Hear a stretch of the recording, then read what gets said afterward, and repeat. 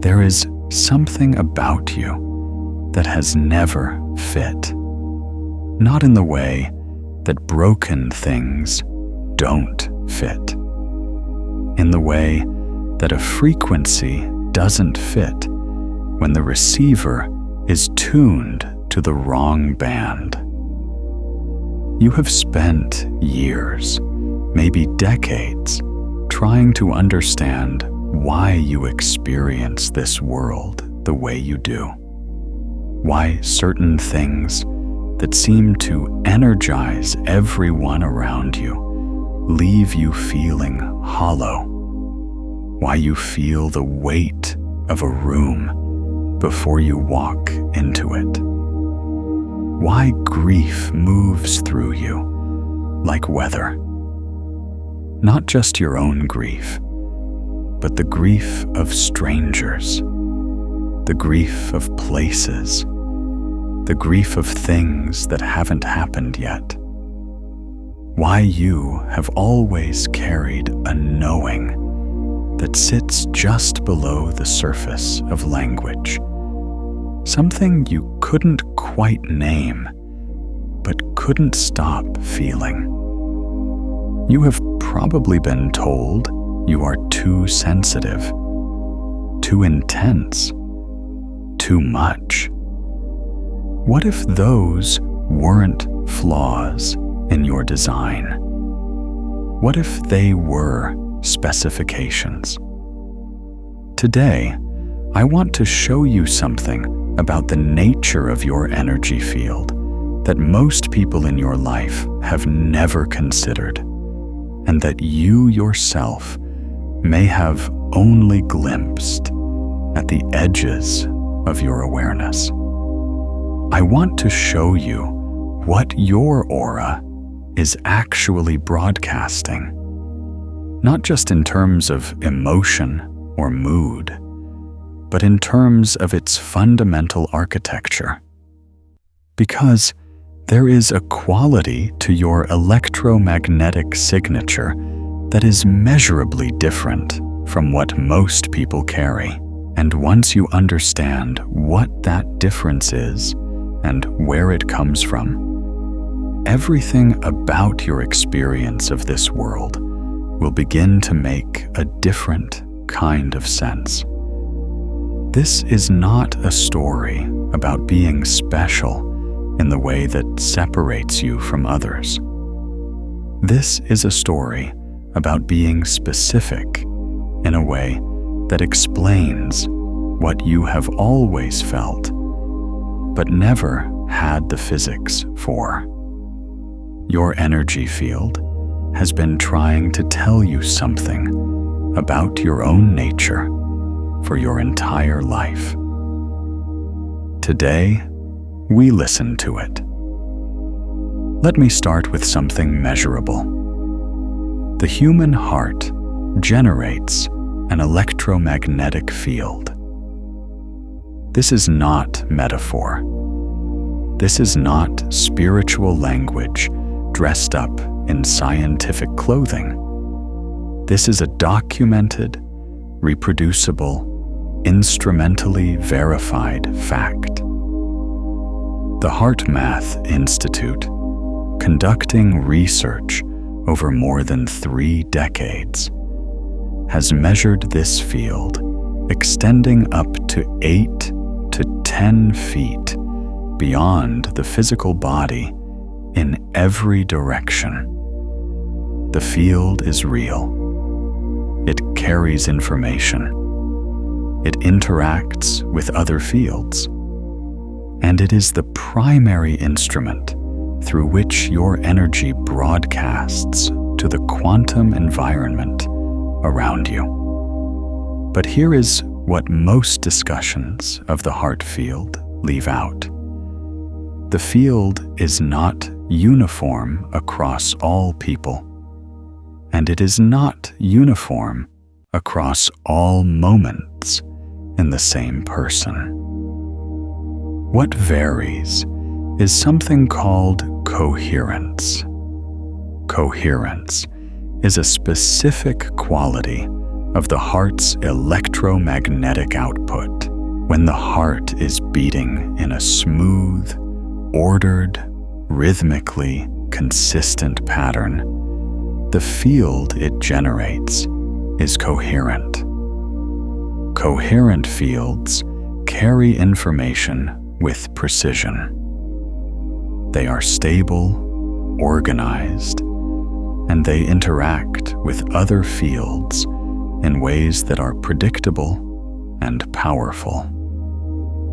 When the heart is beating in a disordered, irregular pattern driven by stress, fear, or chronic emotional suppression, the field it generates is incoherent. Incoherent fields are noisy. They scatter. They broadcast static rather than signal. Most people spend most of their lives broadcasting incoherent fields. Not because they are broken, but because the conditions of modern human life, the chronic, low-grade stress, the disconnection from natural rhythms, the suppression of authentic emotional response, all of these produce the exact physiological conditions that generate incoherence. But some people carry a field that operates at a different baseline. Some people, even under pressure, even in chaotic environments, even when they are not consciously trying to regulate anything, maintain a quality of electromagnetic coherence that is measurably different.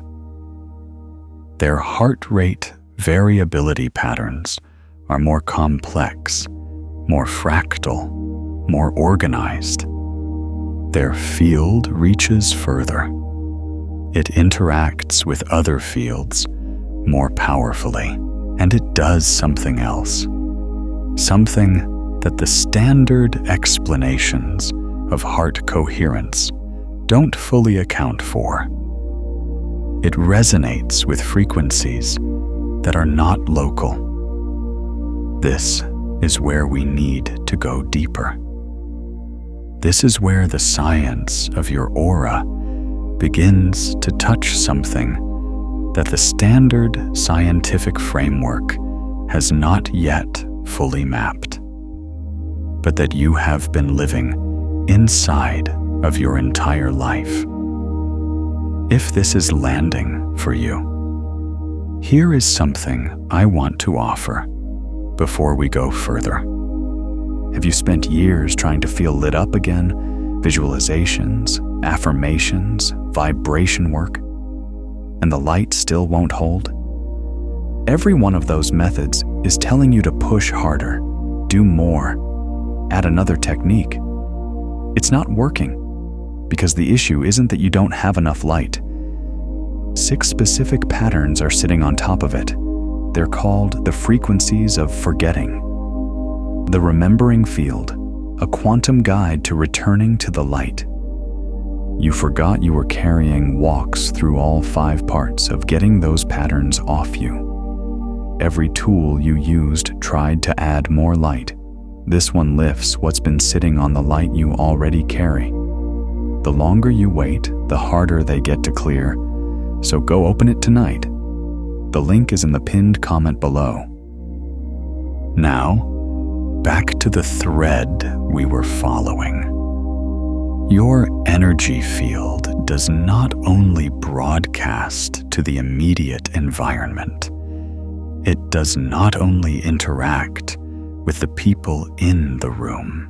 It is part of a larger electromagnetic system that extends from the surface of the Earth to the ionosphere, a cavity of electromagnetic resonance that the physicist Winfried Otto Schumann described mathematically in 1952. The Schumann resonances are the standing electromagnetic waves that exist in this cavity, generated primarily by lightning activity around the planet. Approximately 40 to 50 lightning strikes per second, continuously.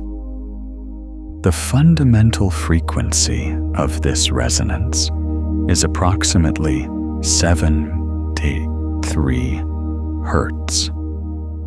Here is what is remarkable about that number.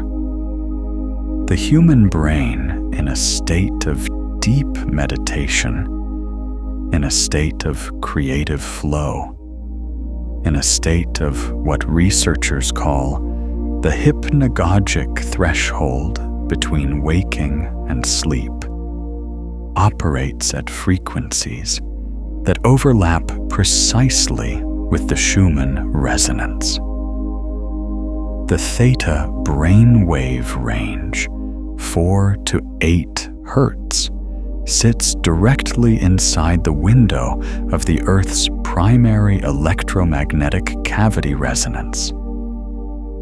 When a human being enters a coherent meditative state, their brain is not just quieting down, it is tuning to the fundamental frequency of the planetary electromagnetic field. And here is what that means for your aura specifically. A coherent heart field, generating organized electromagnetic output, combined with a brain operating in theta or alpha states, creates a personal electromagnetic signature that is not just local. It is coupled to the planetary field. Your aura, at its most coherent, is not a bubble around your body. It is a node in a planetary electromagnetic network. You have felt this. You have felt the moments when your awareness seemed to expand beyond the room, beyond your immediate circumstances, into something larger. You have felt the moments when you knew something before you could have known it through any conventional sensory channel. You have felt the moments when the boundary between you and the world became permeable in a way that was not frightening, but familiar, as though you were remembering a way of being rather than discovering a new one. Those moments were not imagination. They were your field operating at its natural range. Now, I want to introduce you to a concept that will reframe everything you have ever experienced as being different, as being too much, as not quite fitting this world in the way others seem to. The concept is called a non-local field signature. Every electromagnetic field has a signature, a pattern of frequencies, a characteristic structure, a way of organizing information that is specific to its source. Your aura has a signature, and that signature is shaped not only by your current emotional state, not only by your biology and your nervous system, but by something that the standard model of human development does not account for at all. The standard model says you are a product of your genetics and your environment. Your parents, their parents, the experiences you had, the culture you were born into, the language you learned to think in. all of that shapes you. All of that is real. But it does not account for the full signature of your field. It does not account for the frequencies in your aura that have no origin point in your biography. The knowing you carry that you did not learn. The grief you feel for things you have never personally experienced. The homesickness for a place you have never been. The sense of mission that arrived before you had any context for it. These are not symptoms of psychological confusion. They are data points about the nature of your electromagnetic signature. They are your field broadcasting information that it received from somewhere other than your personal history. In the language of the tradition that has held this understanding for thousands of years across dozens of cultures, you are what is called a starseed. And I want to be very precise about what that means, because this word carries a great deal of baggage that is not useful, and some of it can actually obscure the real phenomenon it points toward. A starseed is not a person from another planet who was mistakenly born into a human body. That is a mythological rendering of something that is genuinely real, but operates at the level of energy and information rather than physical biology. A starseed, in the most precise terms available to us, is a consciousness that carries a field signature that includes frequencies not native to the standard human electromagnetic template, not alien in the sense of foreign or threatening, non-local in the sense of not originating from within the closed system of Earth's biological evolutionary history. Let me say that differently, because it matters. The human species has been developing its electromagnetic field signature over hundreds of thousands of years of biological and cultural evolution. That signature carries the accumulated information of that entire journey. Fear responses shaped by predator pressure. Social bonding frequencies shaped by tribal survival. Grief patterns, joy patterns, attachment patterns, all of them are part of the standard human field architecture. They are ancient, and they are real, and they are part of you. But some people carry additional frequencies in their field. Frequencies that did not come from this evolutionary lineage. Frequencies that resonate with something larger, older, or operating at a different scale entirely. And those additional frequencies are not layered on top of the human field like an add-on. They are woven into the fundamental architecture of the field itself. They change how the whole field operates. They change what the field is capable of receiving, transmitting, and interacting with. This is why you have never quite fit. Not because you are broken or wrong or too much, because your field is tuned to more frequencies than the standard channel range.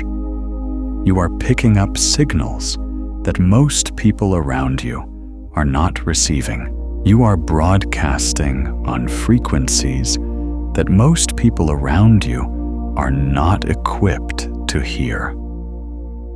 And you have been doing this your entire life, in a world that was largely designed around a narrower frequency range.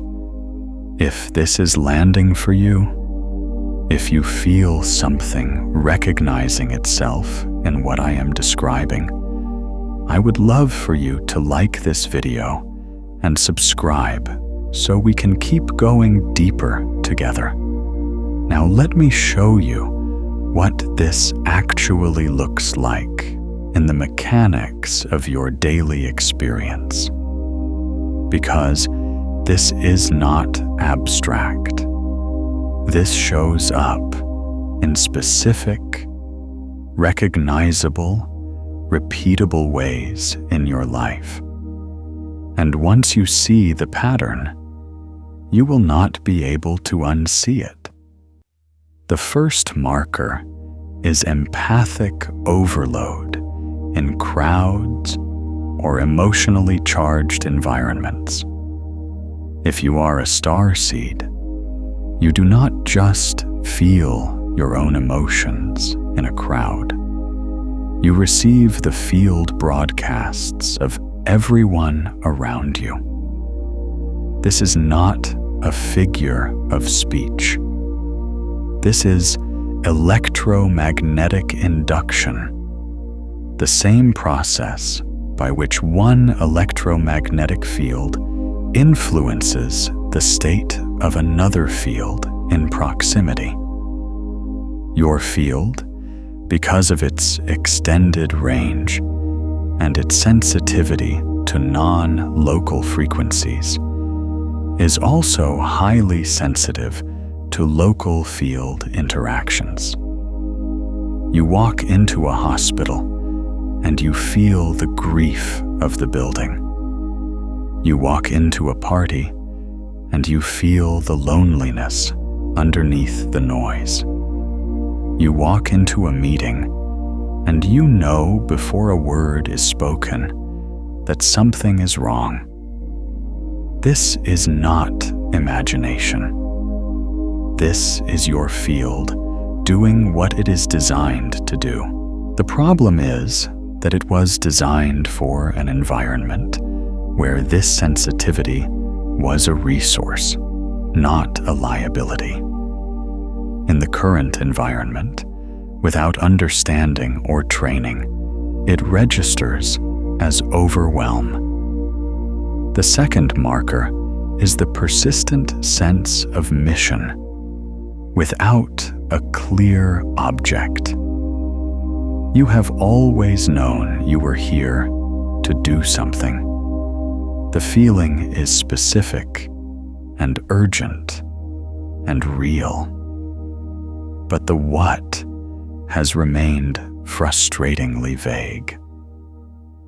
You have tried to fill it with various projects, relationships, careers, spiritual practices. Some of them have resonated partially.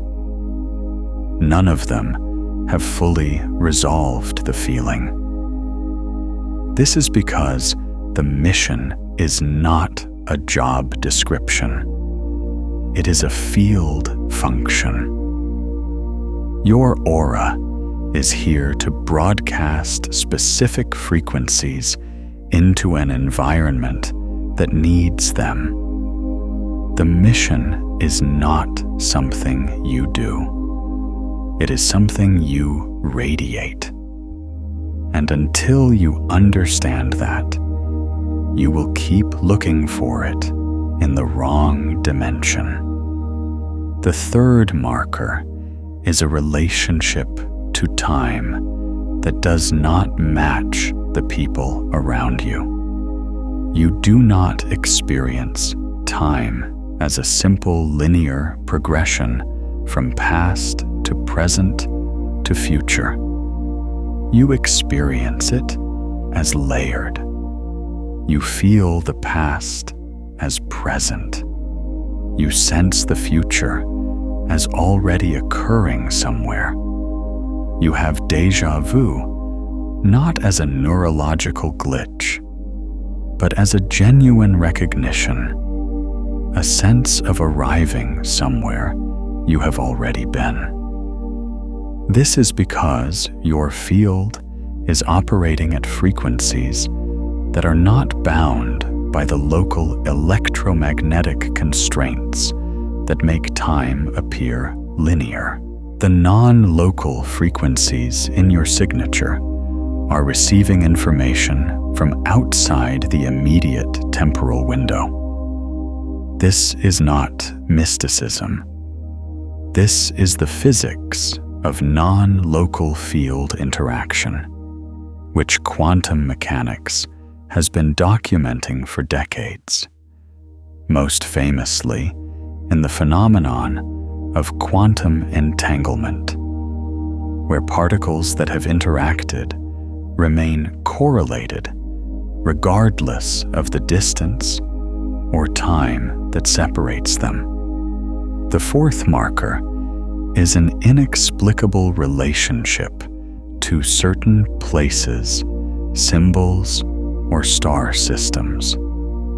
You see a particular geometric pattern, and something in you responds before your mind can explain why. You look at a photograph of a certain region of the night sky and feel something that can only be described as recognition. You visit a particular landscape and feel more at home than anywhere you have lived. These responses are field resonances. Your electromagnetic signature contains frequencies that are harmonically related to the frequencies of those things. When you encounter them, your field recognizes the resonance the way a tuning fork responds to its matching frequency. The response is involuntary because it is happening at the level of physics, not psychology. I want to pause here and offer you something important. Everything I have just described can be misused. The concept of being a starseed, of having a non-local field signature, of carrying frequencies not native to the standard human template, all of this can become a story that separates you from humanity rather than deepening your relationship to it.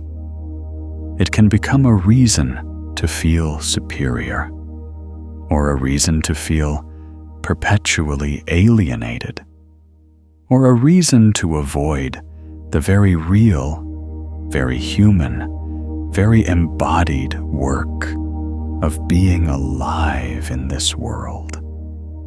That is not what your field is asking of you.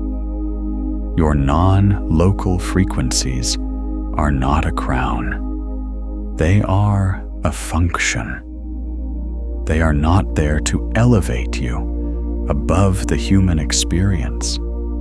They are there to enrich it, to expand what is available within it, to bring something into this field of collective human consciousness that would not be here without you. The starseed, who uses their different frequency as a reason to disengage from humanity, has misunderstood their own signal. The starseed, who uses it as a reason to engage more fully, more compassionately, more luminously, is broadcasting at their actual design frequency. Your field is not separate from the human field. It is a more complex node within it, and the complexity is in service of something.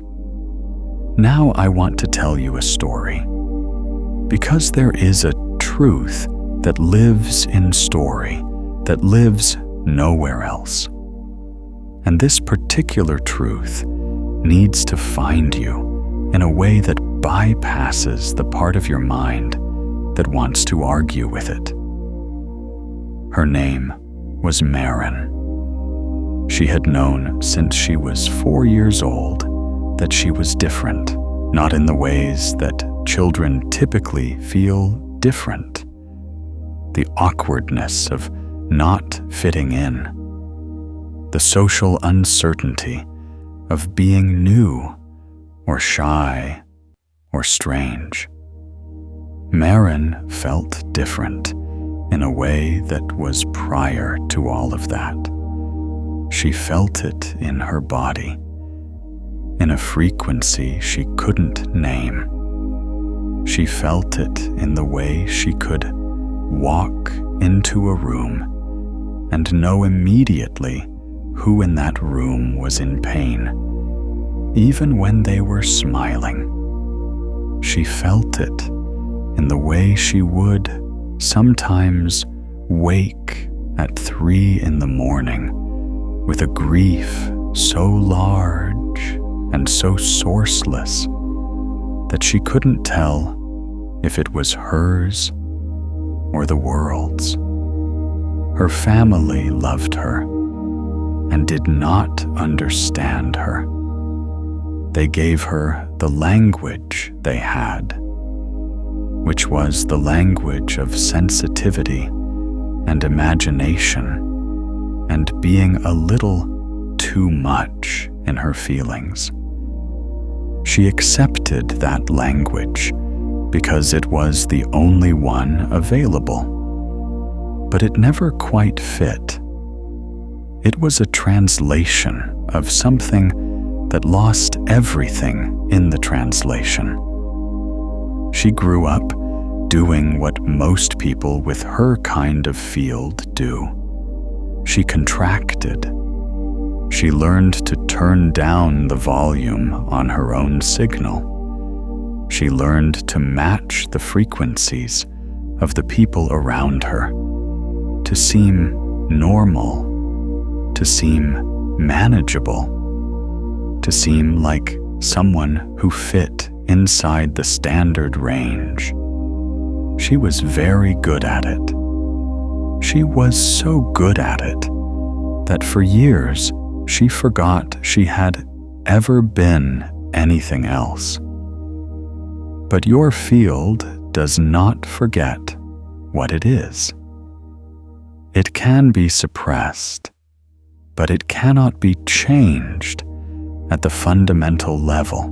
And Marin's field, suppressed and contracted and turned down to a fraction of its actual output, began to express its distress in the only language the body has for that kind of compression. She was exhausted all the time, not the exhaustion of doing too much, the exhaustion of being too little, of constantly maintaining a frequency that was not her own, of spending enormous energy every day to broadcast at a range that was smaller than what she was actually generating. She came to understand this slowly, the way you understand something that has always been true, but that you needed the right moment to receive. It came through a conversation with an old woman she met at a market in a city she was visiting alone. The woman sold crystals and dried herbs and looked at Marin with eyes that seemed to be reading something the rest of the world couldn't see. She said, in the most ordinary voice, as though commenting on the weather, "You are very tired from pretending to be smaller than you are." Marin didn't cry. She was past the point where small truths made her cry. She was at the point where the truth that is also a key makes something in you go very still, because you recognize it as the thing you have been waiting for without knowing you were waiting. She said nothing back, but something in her field shifted in that moment. A frequency she had been suppressing for 20 years moved, not dramatically, not with a flash of light or a sudden vision. It moved the way a door moves when you finally stop pressing against it from the wrong side. It simply opened. What Marin discovered in the months that followed was not a new identity. It was the original one. She did not become something she hadn't been. She stopped being something she had never actually been. The contracted, manageable, frequency-matched version of herself dissolved, not because she destroyed it, but because she stopped feeding it energy. And what was underneath it had been there all along, patient and luminous and completely intact. Her field, when she stopped suppressing it, was extraordinary, not in a performative way, in the way that a very clear signal is extraordinary when you have been listening to static for years. People around her began to change in her presence without knowing why. Conversations went deeper, faster. People told her things they had never told anyone. Children and animals came to her without hesitation. She began to feel, for the first time in her adult life, that her sensitivity was not a wound, but a precision instrument. That her ability to feel the room was not a liability, but a form of intelligence that most people around her didn't have access to. She did not become invulnerable. She became coherent. And coherence, as we will explore in a moment, is a very different thing from invulnerability. Coherence is not about not being affected. It is about being affected without being stabilized. It is about receiving the full signal of what is real and remaining organized enough to respond to it, rather than simply absorbing it. Marin's story is not unique. It is, in its essential structure, your story. The details are different. The specific ways you contracted, the specific moments you dimmed your signal, the specific forms your exhaustion has taken, all of that is yours alone. But the arc is the same, a field of unusual range and sensitivity learned to suppress its own output to survive in an environment that didn't have the language for it. And now, arriving at the moment when the suppression costs more than the vulnerability of being fully seen. This is that moment. Have you ever felt your own aura shift? A moment when you walked into a room and something in you expanded rather than contracted. When people responded to you differently. When you could feel your own light changing the quality of the space. I would love to hear about that in the comments. What does your field feel like when it is fully on? Now let me take you into the practice. Because understanding this at the level of concept is the beginning, not the destination. Your field needs to experience this, not just your mind. And there is a specific practice that will allow you to feel the actual architecture of your non-local field signature, not as a belief, but as a direct somatic experience. Find a position that is comfortable and allows your spine to be relatively upright. You don't need to be rigid. You need to be present. If you are lying down, that is fine. If you are sitting, that is fine. The position matters less than the quality of your attention. Begin by placing one hand on your chest, directly over your heart. Not gently, with some weight, enough that you can feel the warmth of your own hand against your sternum. This is not a symbolic gesture. This is a physical act that closes a loop in your body's electromagnetic circuit.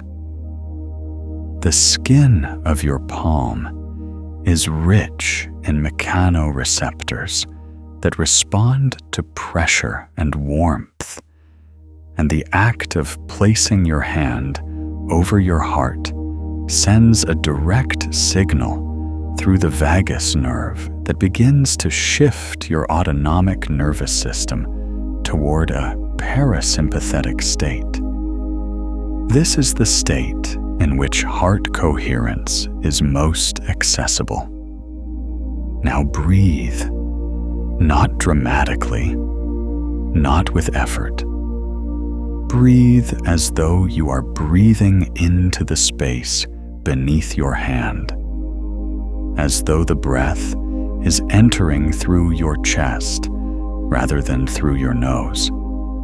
Your nose is still doing the breathing, but your attention is on the space behind your sternum, the space where your heart generates its field. With each exhale, allow yourself to release one layer of the frequency matching you have been doing.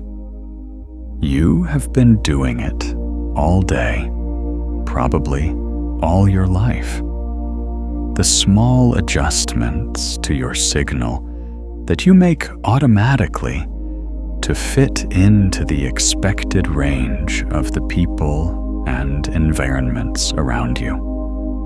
You don't need to do that right now. There is no one here to fit. There is only your field and the space it naturally occupies, and the permission to let it occupy that space without reduction. Stay with this for a few breaths, just breathing, just releasing, just allowing the field to return to its natural output level. Now I want you to do something that may feel unusual.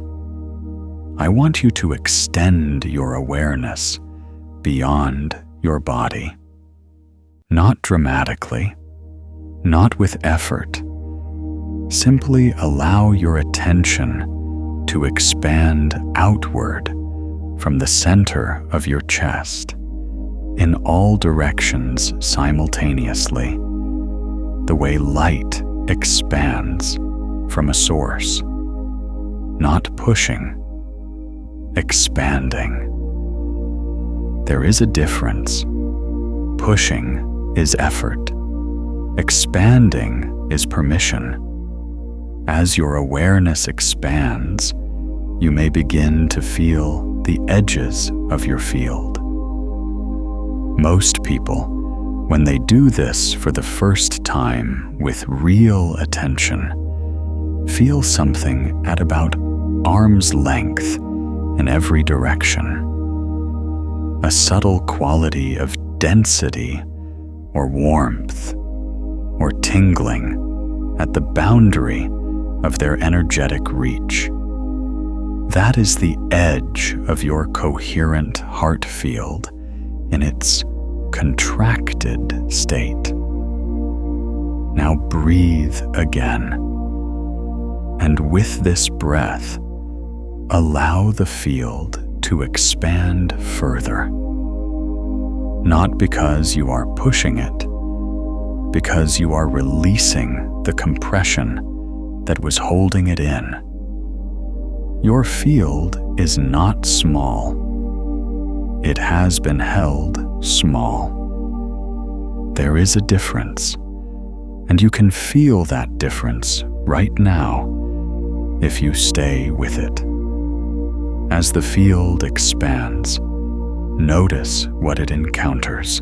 You may feel pockets of warmth, or areas that feel different in texture, or a sense of the field meeting and interacting with something beyond your immediate physical space.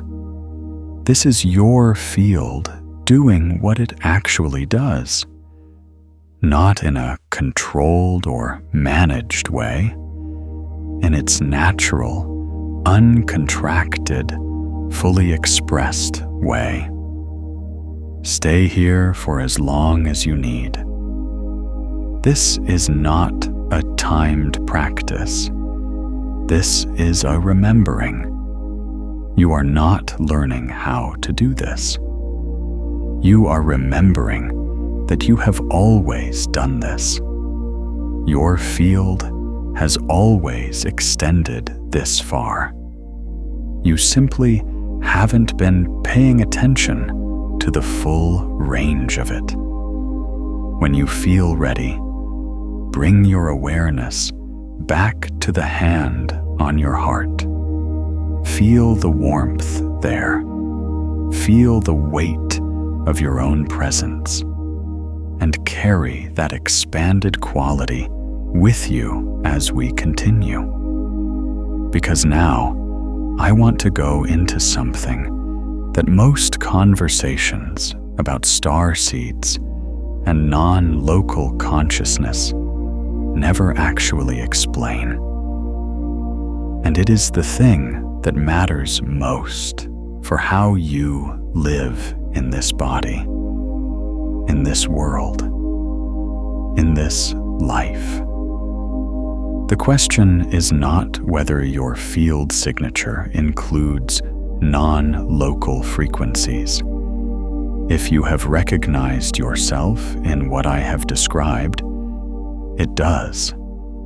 The question is what you do with that information, and specifically, what it means for how you manage your energy, how you protect your field, how you direct your radiance, and how you understand the specific role your aura plays in the larger field of collective human consciousness. Let me start with field protection, because this is where most people with your kind of sensitivity have suffered the most. If you have a field that is more sensitive and more extended than the standard range, you are not just more capable of receiving information from the field around you.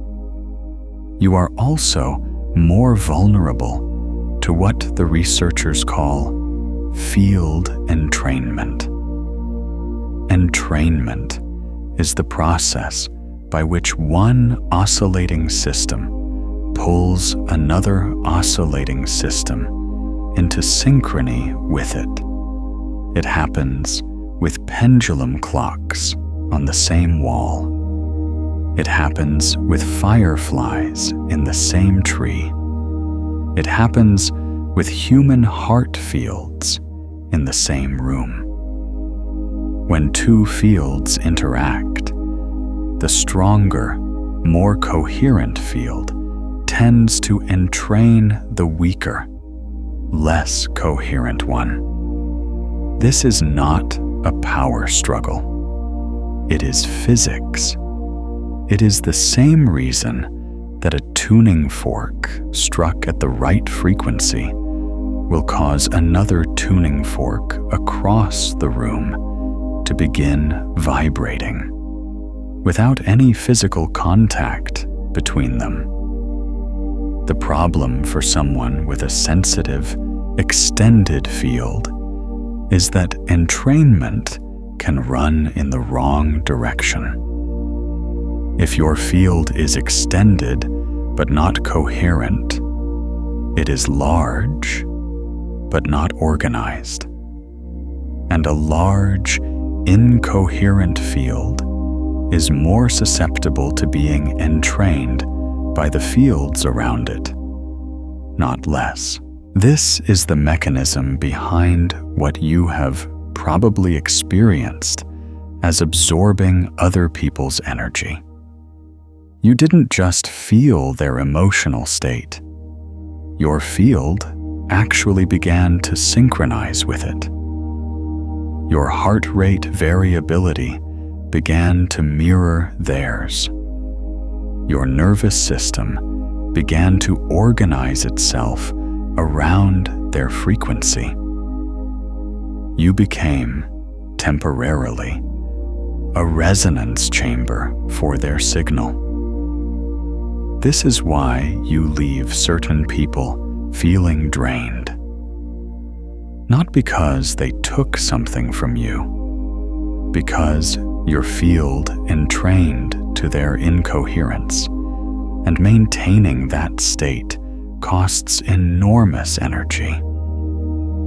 You were running your large, sensitive field at their low coherence frequency, which is like running a high-performance engine on the wrong grade of fuel. It works, but it costs far more than it should. And it leaves residue. The solution is not to shrink your field. Shrinking your field is what you have been doing, and it has cost you more than the entrainment ever did. The solution is coherence. A coherent field is not vulnerable to entrainment in the same way. A coherent field, because it is organized and strong, is more likely to be the entraining field than the entrained one. When you walk into a room with a coherent field, you don't absorb the room. The room begins to shift toward your frequency. You have felt this. You have been in that state, probably without knowing what it was. The times when you walked into a difficult conversation and somehow it resolved. The times when someone who was in distress calmed down simply by being near you. The times when the energy of a space shifted when you arrived. That was not coincidence. That was your field at Coherence, doing what it is designed to do, entraining the environment rather than being entrained by it. Coherence is your protection, and coherence is not something you build from scratch. It is something you return to. It is your field's natural state when it is not being suppressed or contracted or forced to operate at a frequency that isn't its own. Now let me go into something even more specific about the non-local aspect of your field signature, because this is where the most important and the least understood part of your experience lives. Your field, as I described earlier, carries frequencies that are not local to your personal biography or to the standard human evolutionary template. These frequencies are real. They are measurable, at least in principle, in the sense that they produce consistent, reproducible effects on both your experience and the experience of people who interact with your field. And they are the source of what you have always called your knowing. The knowing is not intuition in the standard sense. Intuition, as it is usually understood, is the brain's capacity to process information below the threshold of conscious awareness and deliver a conclusion without showing its work. That is real, and it is powerful. But what you experience is something different. What you experience is the reception of information that is not available through any of the standard channels, sensory, cognitive, or even unconscious pattern recognition. You know things that you have no mechanism for knowing. And you have been told your whole life that this is impossible. And so you have learned to doubt it, to explain it away, to treat it as coincidence or projection or wishful thinking. It is none of those things. The quantum field, as described by the theoretical framework of quantum field theory, is not empty space. It is a field of potential, a medium of interaction, a substrate in which all physical events occur and from which all physical events emerge. And it is non-local. The famous Bell's theorem, proven experimentally beginning in the 1970s and confirmed with increasing precision through the work of Alain Aspect and subsequent researchers, demonstrates that quantum systems can be correlated in ways that cannot be explained by any local, classical mechanism. Two particles, once they have interacted, remain correlated regardless of the distance between them. A measurement performed on one instantaneously influences the state of the other, even when they are separated by distances that would require faster than light communication in the classical model. This is not a fringe finding. This is one of the most rigorously established results in all of physics. The universe is non-locally connected at the quantum level. Information, or at least correlation, is not limited by the speed of light or by the boundaries of local space. Your field operates in this non-local substrate. Every electromagnetic field does, but most fields, because they are incoherent, because they are noisy and scattered, do not interact with the non-local substrate in a way that produces accessible information.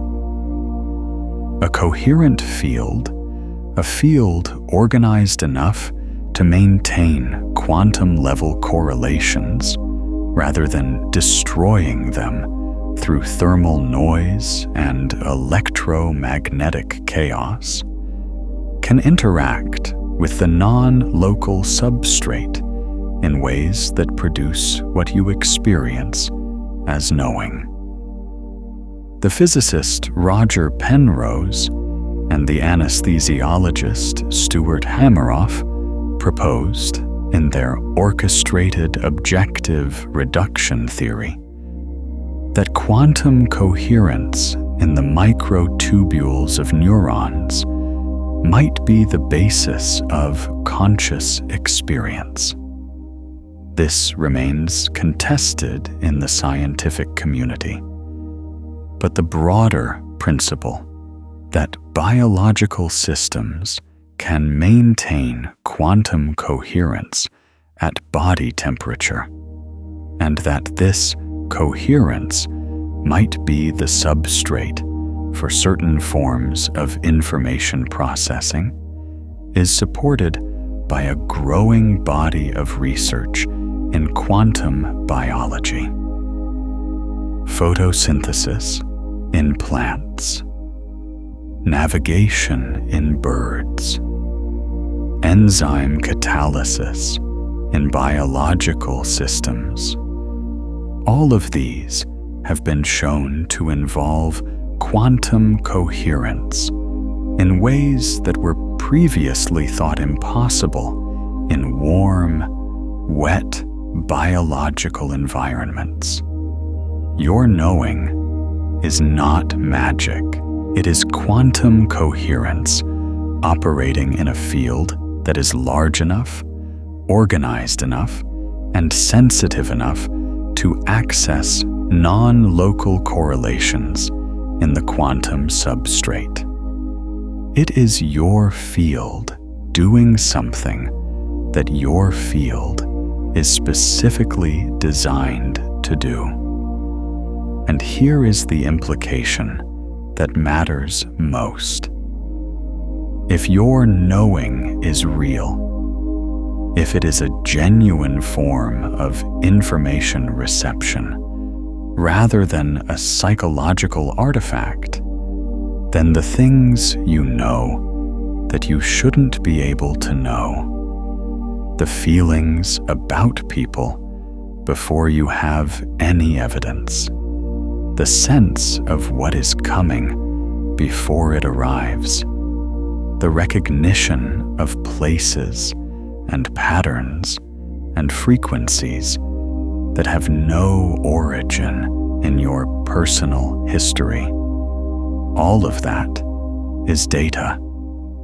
It is your field receiving real information through real channels, and it deserves to be treated as such. This does not mean that everything you feel is accurate. Coherent reception is not the same as perfect reception. Your field can receive genuine non-local information, and your mind can still distort it through fear, through wishful thinking, through the filters of your conditioning. The practice of discernment, of learning to distinguish between genuine field reception and psychological projection, is the work of a lifetime. But the starting point is treating the reception as real, rather than dismissing it before you have even looked at what it is telling you. Now I want to address something that you may have been feeling throughout this transmission, a question that sits underneath everything I have said, that you may not have put into words, but that your field has been asking since the beginning. If I carry these non-local frequencies, if my field signature includes something not native to the standard human template, what does that mean for my relationship to my humanity? Am I less human? Am I separate from the human experience in some fundamental way? No. And I want to be very precise about why. The non-local frequencies in your field signature are not separate from your humanity. They are an expression of what humanity is capable of. The human form, the human nervous system, the human heart, and its electromagnetic field. These are extraordinary instruments.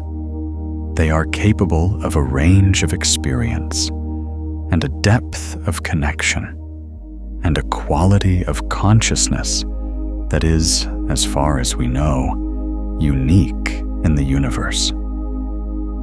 Your non-local field signature is not evidence that you are something other than human. It is evidence of what the human instrument can carry when it is fully expressed. You are not a visitor in a human body.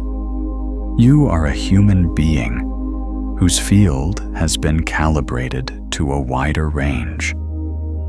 The difference is not one of kind. It is one of degree and of tuning. And the tuning is in service of the collective. Your field is not wider for your own benefit alone. It is wider because the collective field of human consciousness needs nodes that can receive and transmit at a broader range. It needs people who can access the non-local substrate and bring back information that the collective needs but cannot access through its standard channels. It needs people who can feel the room and shift the room and hold a frequency that the room needs, even when the room doesn't know it needs it. This is your function, not your identity, your function. Your identity is human. Your function is to be a more extended node in the human electromagnetic network, to receive more, to broadcast more, to hold coherence in environments where coherence is scarce, to carry frequencies that the collective field needs in order to evolve. You are not here to transcend your humanity. You are here to expand it from the inside. Let me tell you about the moment when this becomes fully clear, not as a concept, as a lived experience. His name was Davin. He had spent 15 years in the spiritual community, reading everything he could find about starseeds and multidimensional consciousness and the nature of the soul's journey through incarnation.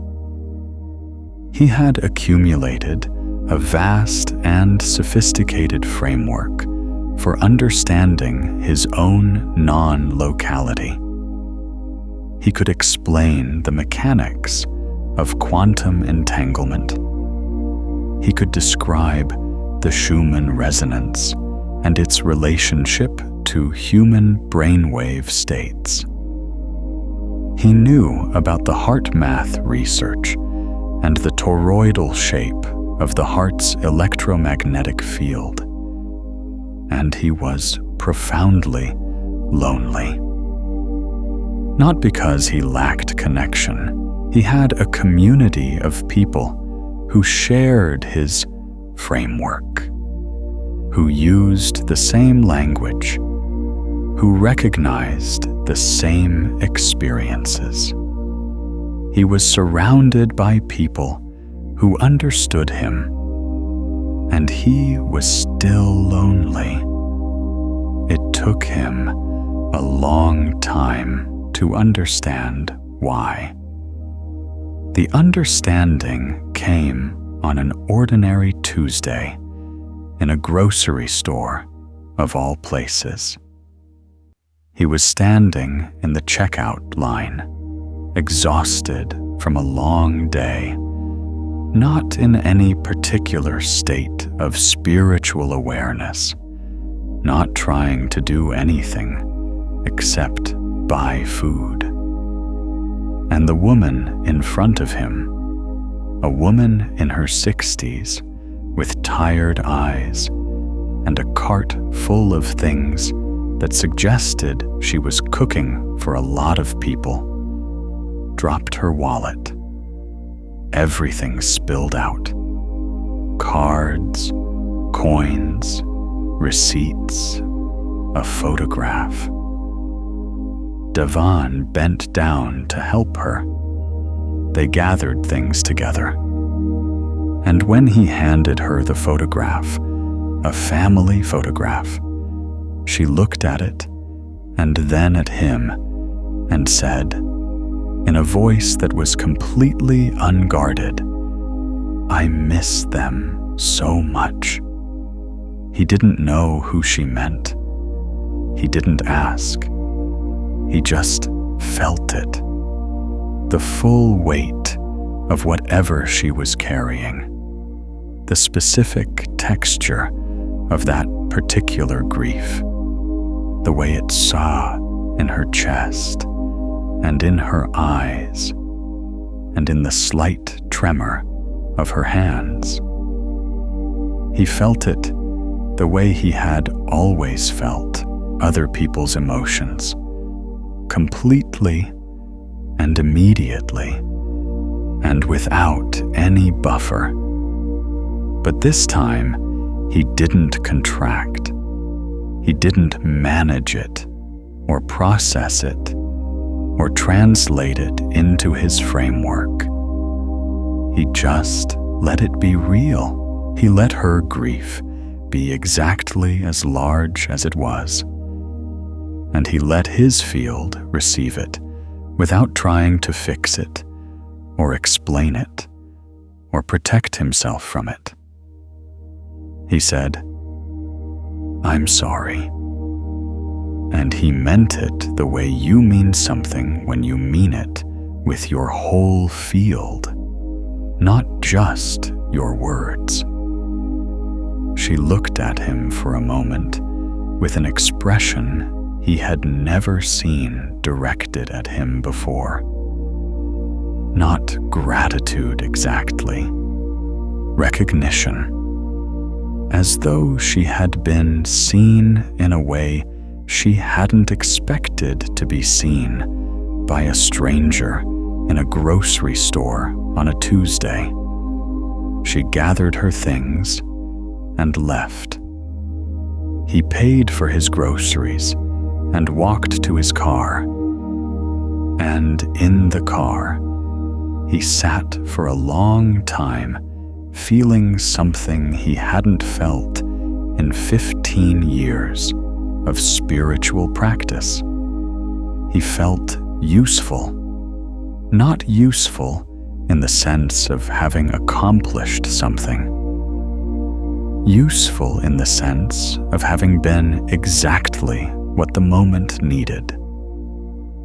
His extended field, his sensitivity, his capacity to receive the full signal of another person's experience without flinching, had not been a spiritual achievement in that moment. It had been a very ordinary human kindness. It had been his non-local frequencies in service of a very local, very immediate, very human need. That was the moment he understood that his field was not for transcendence. It was for contact. Deeper, fuller, more complete contact with the actual texture of human experience. His wider range was not a ladder out of the human condition.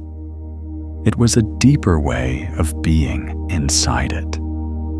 This is what your field is for, not to separate you from the world, to connect you to it more fully than most people are able to. Now let me bring you into the deeper layer of what it means to consciously broadcast your non-local signature, because there is a specific quality of radiance that only your kind of field can generate. And it is time for you to understand what that is and how to do it deliberately. When a field with non-local frequencies broadcasts coherently, it does something that standard local fields cannot do.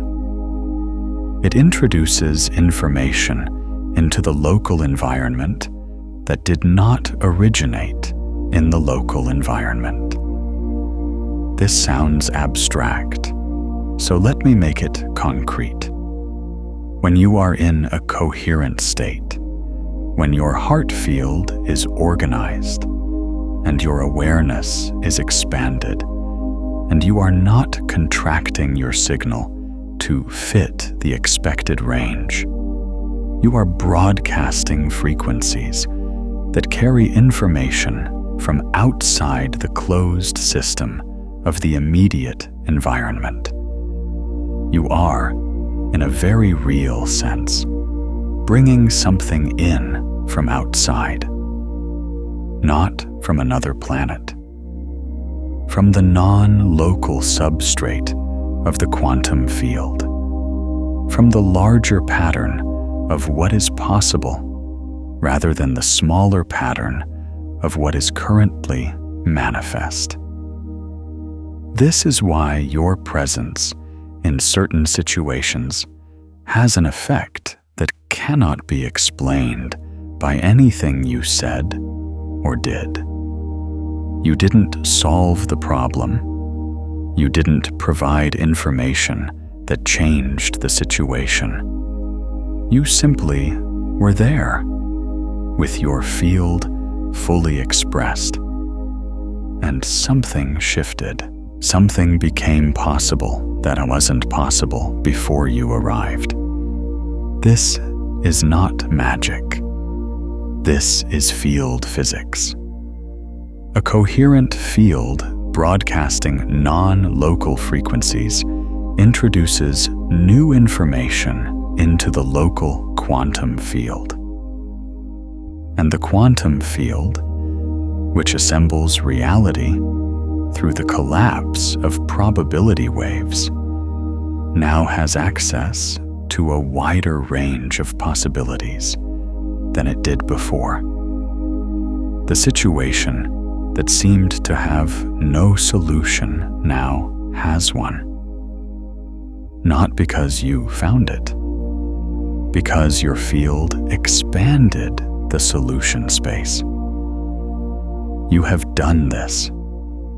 You have been in conversations where you said something that seemed to come from nowhere, that you couldn't have planned or prepared, that was exactly what the other person needed to hear. You have been in rooms where your arrival changed the quality of what was possible. You have been the person who asked the question that unlocked the whole thing, not because you are smarter or more experienced or more spiritually advanced, because your field is tuned to a wider range, and it is broadcasting information from that wider range into the local environment. This is your gift. Not in the sense of a special talent that sets you apart, in the sense of something you carry that the world needs and that you are capable of giving simply by being fully present with your field fully expressed. The practice of conscious broadcasting begins with coherence. We have already started that today, but there is a specific dimension of conscious broadcasting that is particular to your non-local field signature. And it is this: when you set an intention, when you direct your attention towards something you want to bring into reality, you are not just thinking about it. You are tuning your field to the frequency of that thing. And a field tuned to the frequency of something becomes a resonant attractor for that thing in the quantum field. This is the mechanism behind what most people call manifestation, though that word has been so thoroughly diluted that it barely carries meaning anymore. What is actually happening is this: your heart field, when coherent, generates a toroidal electromagnetic structure. A torus is a donut-shaped field that flows out from the center, curves around, and returns to the center. The heart's toroidal field extends outward from your body, interacts with the quantum field around you, and returns information back to your heart. It is simultaneously a broadcasting system and a receiving system. It sends your frequency out, and it draws back resonant frequencies. When you are in a coherent state, and you direct your attention toward something specific, something you want to experience, or create, or bring into your life, you are tuning the toroidal field to the frequency of that thing. The field then broadcasts that frequency outward and draws back resonant matches. This is not metaphor. This is the quantum mechanical process of resonant attraction. The same process that makes a radio antenna receive only the frequency it is tuned to. But here is what is different about your field. Because your field includes non-local frequencies, when you tune it to the frequency of something you want to create, you are not just broadcasting locally. You are broadcasting into the non-local substrate. You are sending the resonance of what you are calling into reality through the quantum field at a level that is not limited by local space or local time. The matches that come back are not limited to what is immediately available in your local environment. They can come from anywhere in the field, from connections you haven't made yet, from possibilities that don't yet exist in your local probability space, from the larger pattern of what is possible rather than the smaller pattern of what is currently available. This is why, when you are in a coherent state and you are clear about what you are calling in, things happen that seem impossible. Synchronicities that defy statistical probability. Meetings that couldn't have been planned. Information that arrives from sources that have no logical connection to your situation. These are not coincidences. They are the non-local returns on a non-local broadcast. And this is also why when you are in an incoherent state, when your field is contracted and scattered and broadcasting static, the returns are correspondingly limited. You get back what is locally available at the frequency of your incoherence, which is usually more of what you already have, more of what you are trying to move away from, more of the patterns that have been running on autopilot. Coherence is not just a pleasant state. It is the operational condition of your full creative power. And your full creative power is not ordinary. Your field, at coherence, broadcasting non-local frequencies into the quantum substrate, is one of the most powerful creative instruments in the local environment. You have been operating at a fraction of that power for most of your life. Not because you lack capacity, because you have been using most of your energy to maintain a contracted, frequency-matched version of yourself that doesn't scare the people around you. Let me show you what it costs to do that. When you contract your field to fit the expected range, you are not just limiting your output. You are creating a fundamental dissonance in your electromagnetic system. Your field is generating frequencies at a certain natural amplitude. You are suppressing those frequencies to a smaller amplitude. The energy that those frequencies represent does not disappear. It has to go somewhere. And where it goes is inward. It goes into the body. It creates tension in the tissues, dysregulation in the nervous system, exhaustion in the adrenals, and over time, a kind of electromagnetic fog that sits between you and your own experience.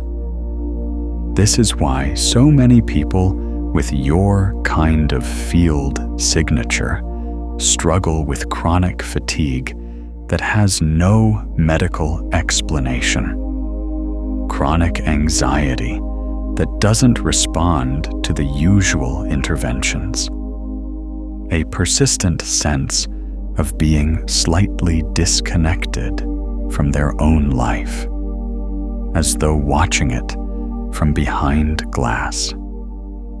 These are not psychological disorders.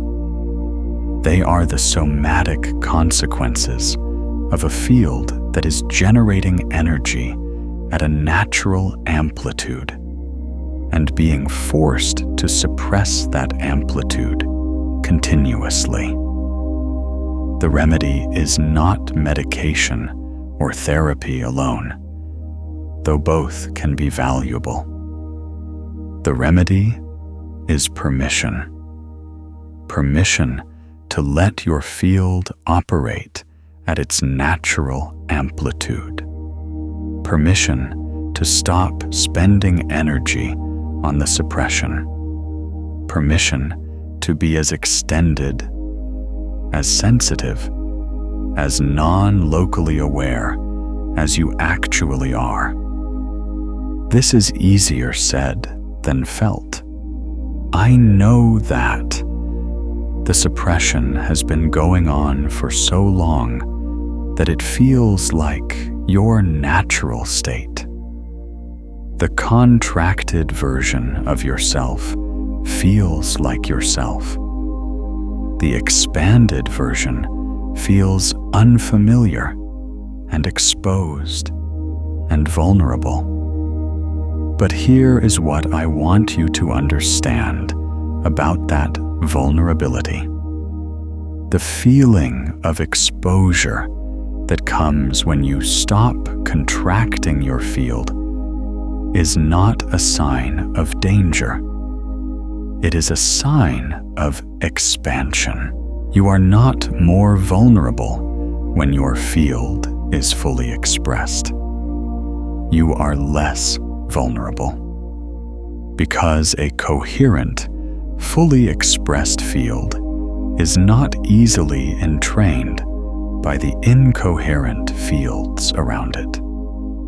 Because a field that is broadcasting at its natural amplitude has a kind of electromagnetic integrity that a suppressed field does not have. Because the protection comes from coherence, not from smallness. Smallness is not safety. Smallness is just less visible, and less visible is not the same as protected. Your safety is in your light. Your protection is in your coherence. Your power is in your full expression.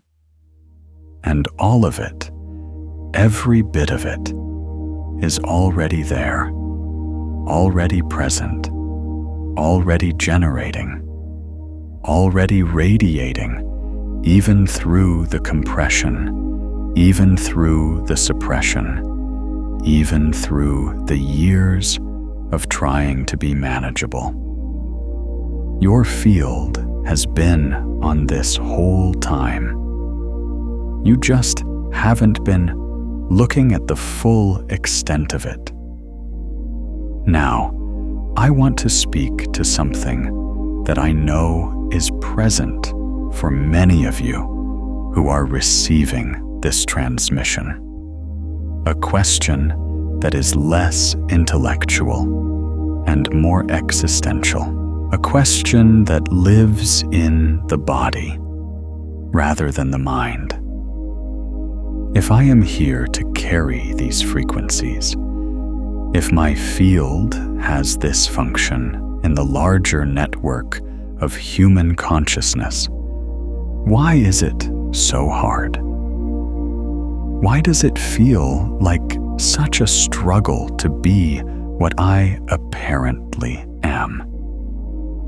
Why, if this is my natural state, does it take so much work to access it? The answer is both simple and profound. You came into a world that was not prepared for you. Not because the world is malicious, Because the world is at a particular stage of its own development, the collective field of human consciousness is in the middle of a transition. It is moving from a long period of operating primarily in incoherent, fear-based, locally limited modes toward a new mode that is more coherent, more non-locally aware, more capable of the kind of collective intelligence that the challenges of this moment in history require. You are not behind the curve of that transition. You are ahead of it. You arrived with the frequencies that the collective is moving toward before the collective has arrived there. This is why you have always felt like you were from somewhere slightly in the future. You are not from the future, but your field is tuned to what is coming rather than what is currently dominant. And that dissonance, the dissonance between the frequency you carry and the frequency that is currently dominant in the collective field, is the source of the difficulty. You are not struggling because you are doing something wrong. You are struggling because you are carrying something that is not yet widely supported by the ambient field. You are like a plant that is adapted to a climate that hasn't fully arrived yet. Your roots are right. Your biology is right. The conditions are not yet fully there. And the work of being you in this moment is the work of maintaining your frequency in an environment that is still largely tuned to something different. This is not a reason for despair. It is a reason for understanding. And understanding changes the relationship to the difficulty. When you know why it is hard, the hardness stops feeling like evidence that you are doing something wrong and starts feeling like evidence that you are doing something necessary. The people who carry the new frequency always struggle in the transition period. Always. This is not a spiritual cliché. It is a historical pattern.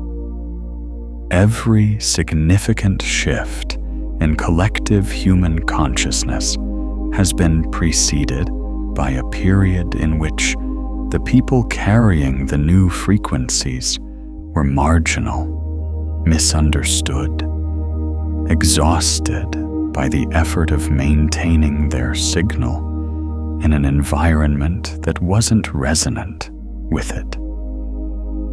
And then the field shifted. The collective caught up, and what had been marginal became the new center. You are in the transition period. The field is shifting, and your signal, the one you have been maintaining through years of difficulty and exhaustion and not quite fitting, is part of what is pulling the collective toward the new frequency. You are not waiting for the world to be ready for you. The world is becoming ready because you are here. Let me give you a specific practice for this moment. A practice that is not about achieving a state you don't already have, but about releasing the compression that has been preventing the state you already are from fully expressing itself. Come back to your hand on your heart. If you moved it, place it back. Feel the warmth. Feel the weight. Now I want you to bring to mind the specific ways you have been compressing your field. Not as a catalog of failures or a list of things to fix. Just as an acknowledgement, the moments you made yourself smaller to fit, the conversations where you held back what you actually knew because you were afraid of how it would land, the relationships where you matched their frequency instead of holding your own, the situations where you dimmed your light because it was easier than dealing with the discomfort of being fully seen. Don't judge any of it. It was intelligent adaptation to a real environment. It made sense in the context in which you did it. It was your field's way of surviving in conditions that weren't designed for it. But now, with your hand on your heart and your awareness expanded and your breath moving gently through the space beneath your sternum, I want you to offer those compressions something you may never have offered them before. Release.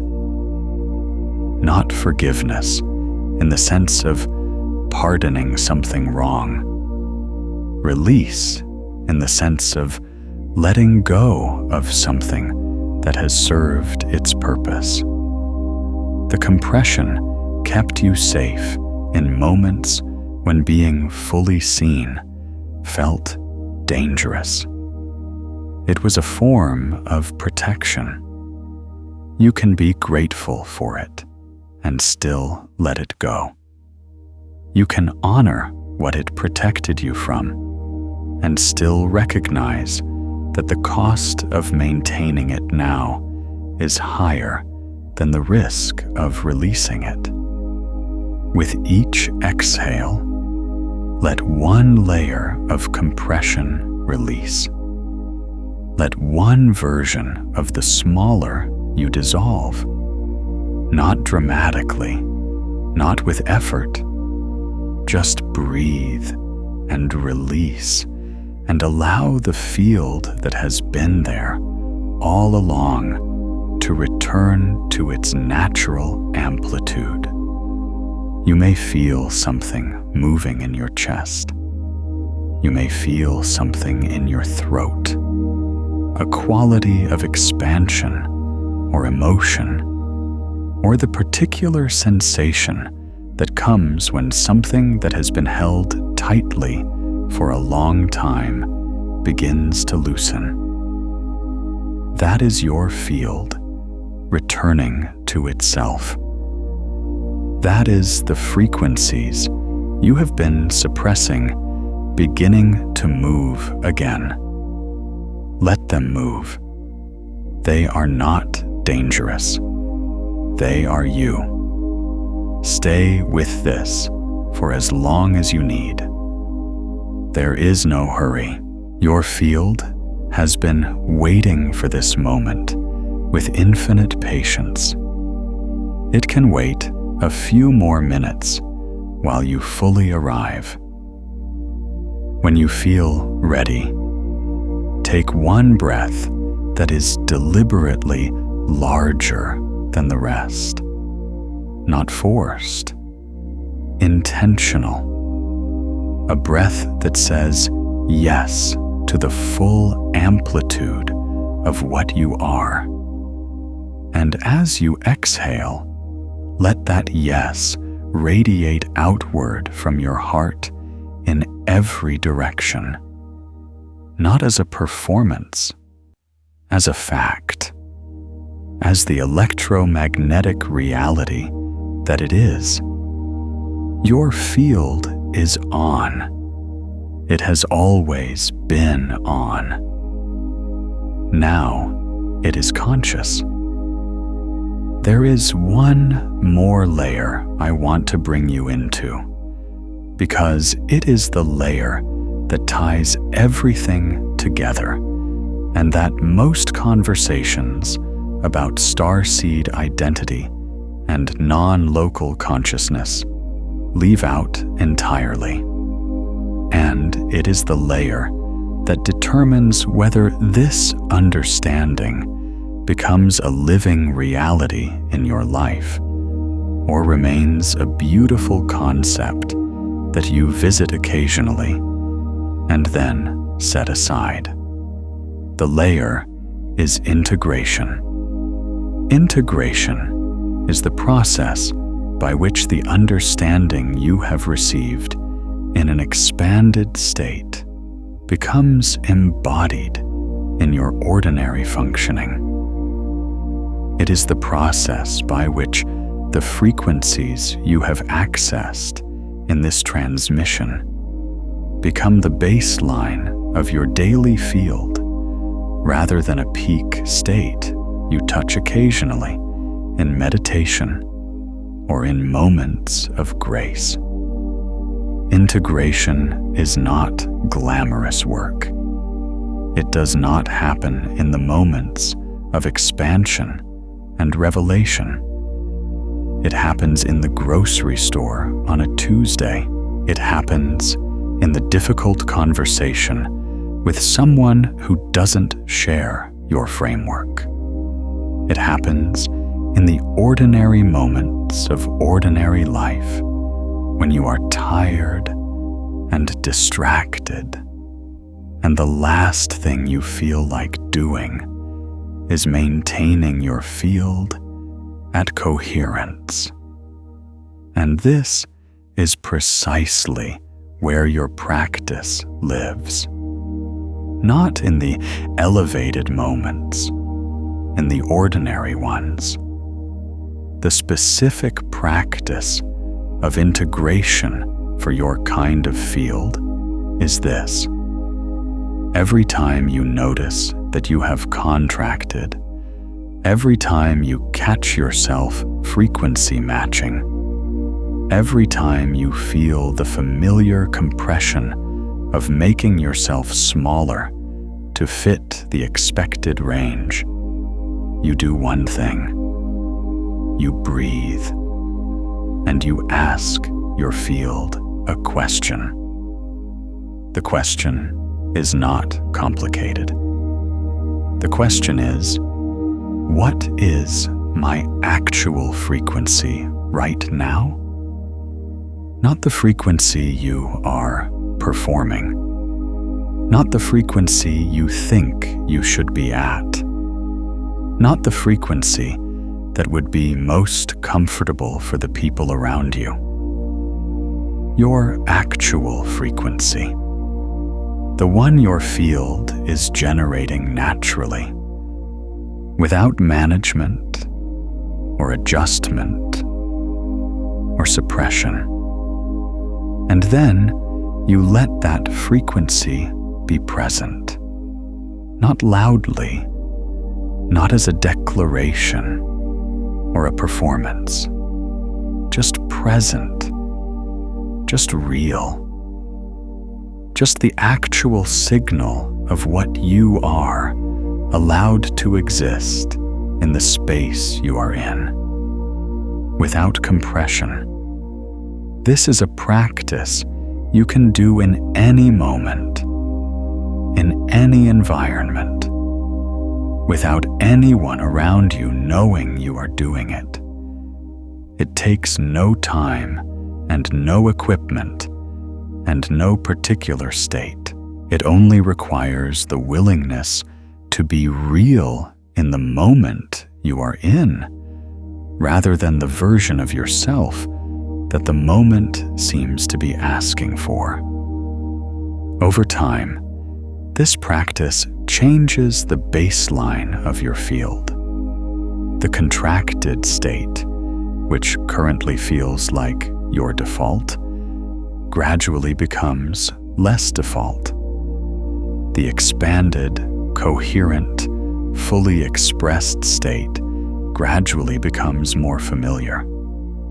Not because you achieved something, because you stopped spending energy on something. You stopped spending energy on the compression. And the energy that was going into the compression is now available for the radiance. This is the paradox at the center of everything I have shared with you today. You do not become more radiant by doing more. You become more radiant by doing less. Specifically, by doing less suppression. The radiance is already there. The field is already generated. The non-local frequencies are already present in your signature. The only thing standing between you and the full expression of your actual electromagnetic nature is the energy you are spending to suppress it. Stop spending that energy and watch what happens. I want to leave you with something specific, not a concept, a recognition. You have been carrying something for a very long time, something that has felt like a burden, like a weight, like a responsibility you didn't ask for and can't quite put down. The sensitivity that won't let you not feel what the room is feeling, the knowing that arrives before the evidence, the mission that you can feel but can't quite name, the homesickness for something you have never been able to locate. These are not burdens. They are the specifications of your design. They are the precise characteristics of a field that is built to do something specific and important in this particular moment in the evolution of collective human consciousness. You are not too much. You are exactly enough for what you are here to do. You are not broken because you don't fit the standard range. You are extended beyond the standard range. And that extension is the whole point. You are not lost because you can't find your mission in a job description or a spiritual tradition or a relationship. Your mission is not a thing you find. It is a frequency you embody. It is the specific quality of radiance that only your field can generate, broadcast into the world simply by being fully present and fully expressed. You were never just human in the sense of being limited to the standard range. You were always human in the sense of being fully, beautifully, specifically alive in this form, in this body, in this world, at this moment. And the non-local frequencies you carry are not a contradiction of your humanity. They are its fullest expression. They are what the human instrument is capable of when it is not compressed into a smaller version of itself. Your field is extraordinary, not in a way that separates you from others, in a way that serves them, in a way that expands what is possible in every room you enter, every conversation you have, every moment you choose to be fully present rather than carefully managed. The quantum field is listening to your broadcast right now. It has always been listening, and it assembles reality around the signal it receives from you. What signal do you want to send? Not the contracted one, not the frequency-matched one, not the one that makes you manageable and predictable and safely within the expected range.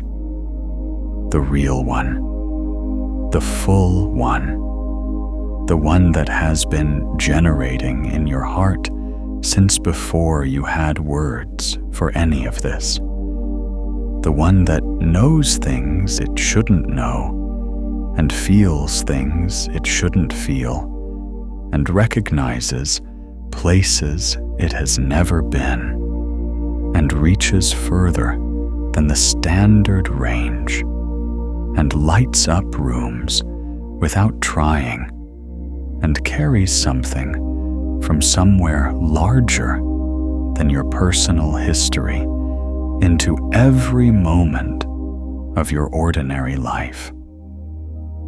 That one. That is your actual signal. That is your actual field.